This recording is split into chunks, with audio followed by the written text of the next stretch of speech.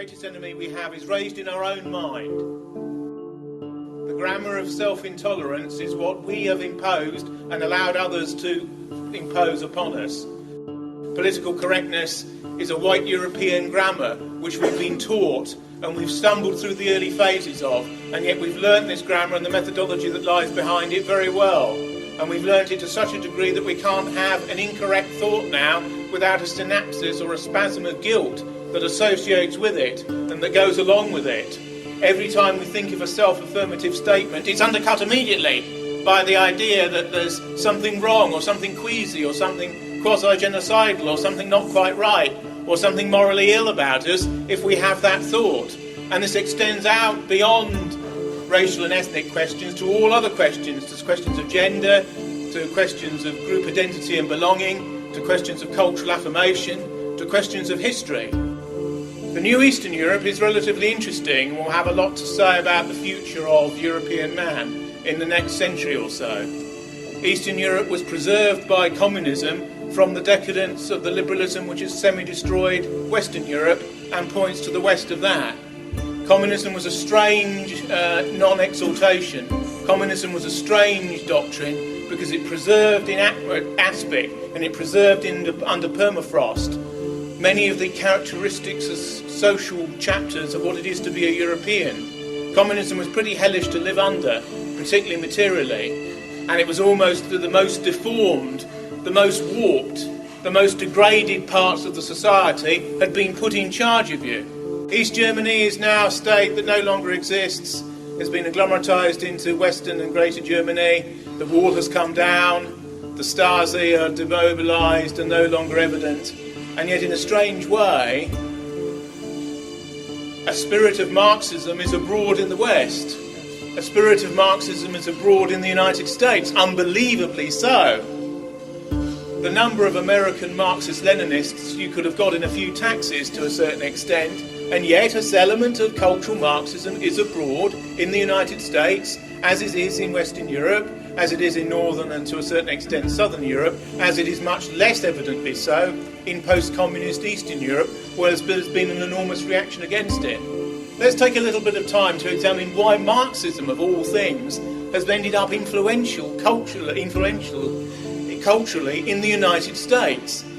It's got little to do with economic theory, it's got much more to do with self-hatred, abnegation, guilt, the extending of your own mental remit into groups that don't care for you or that purposefully wish you ill.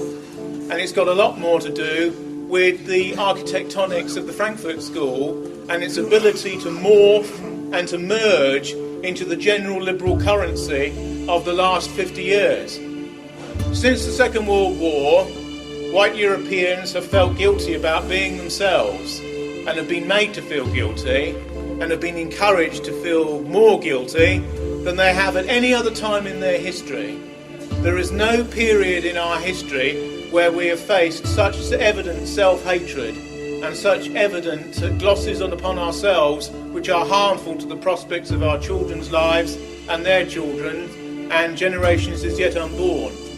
Is this a phase that we've gone through, or is it something slightly more sinister and ulterior than that? These are questions which we need to analyse.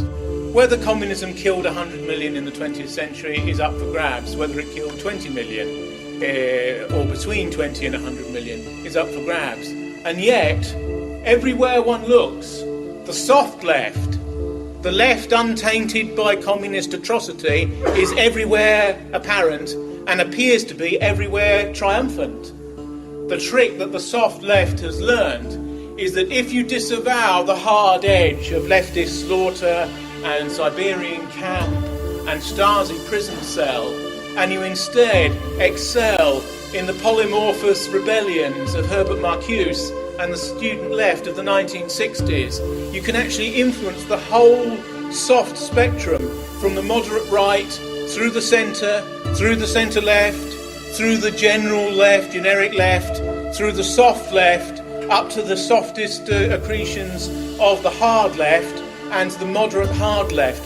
An enormous spectrum of 2/3 of the political spectrum can be influenced by Marxist ideas shorn of their hard-edged Stalinist and Maoist filters. No one wants to know about Jean-Paul Sartre now, even in France, partly because he embraced Maoism at the end of his career. He embraced Maoism with Simone de Beauvoir and Gortz and these other people right at the end of his career. He edited a Maoist paper. This was at a time when Pol Pot was wreaking extraordinary havoc in Indochina. And yet, the ideas that these people stood for, the idea that the family is a gun in the hands of the bourgeois class, the idea that humour itself is a gun in the hands of the bourgeois class, the idea that there's something uniquely oppressive about being male, that there's something uniquely oppressive about being a Caucasian, that there's something uniquely oppressive about the Western historical destiny. All of these ideas have been shorn of their human rights abuses in Eastern Europe and Central Asia and Far Eastern Asia, and have been reflected back into the West and onto the West, to the degree that you can't set up a student group in an American university now unless you're under relatively deep cover to oppose this sort of thing, because the ideas themselves are so hegemonic. Why has this occurred? It's occurred because the radical left, with a culturally Marxian agenda, scorned by the Stalinist hard line that they were quick to repudiate, marched through the institutions in the United States and elsewhere from the Cultural and Social Revolution of the 1960s, and has marched through those institutions for 50-odd years to such a degree that the whole of the media, mainstream, the whole of mainstream politicking, outside of the rightist and libertarian allowed areas of dissent in the Republican Party and their European equivalents, are controlled by a nexus of ideas and interconnected thought processes which determine moral valency and morality. The idea that identifying with yourself and with your own past is somehow immoral is one of the chief factors whereby the identity of post-European people in the United States has been turned back upon themselves, turned back in a vice-like constriction where it can be used to destroy people and to disarm them. If you rip out, for fear of being hostile to anyone else, all prospect of group identity that is based upon strength, you will end up with a very weak and a very effeminate and a very fey doctrine of your own culture, and that is what is occurring at the present time. Why have our people allowed a situation to emerge whereby our own historical reckoning and our own traditions of self are turned against us in such a radical way that it's almost impossible, except by a recession to the absolute right, to defend oneself? Political correctness is a methodology and a grammar. It is designed to restrict the prospect of thought before the thought is even enunciated. Chairman Mao had the idea of magic words. Magic words. Racism is a magic word. Use it and people fall apart. People begin to disengage even from their own desire to defend themselves. All of the other isms, sexism, disableism, classism, ageism, homophobia, Islamophobia, all the others are paler reflections in other and slightly less crucial areas of the original one, racism. Racism is a term developed by Leon Trotsky in an article in the Left Oppositionalist Journal in the Soviet Union in 1926, I think 1927. It is now universalised from its dissentient communist origins, and that word has been abstracted now to such a degree that it is universal.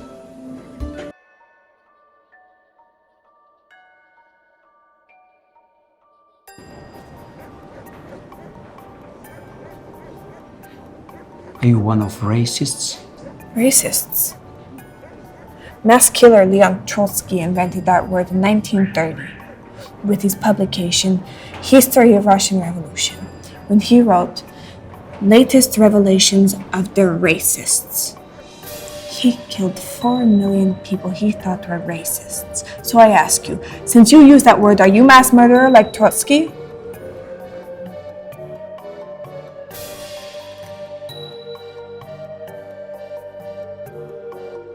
It's universal. It's become a moral lexicon of engagement and disengagement. If you wish to condemn somebody in contemporary discourse, you say that they are a racist, and there's a degree to which nobody can refute what you are saying in the present dispensation.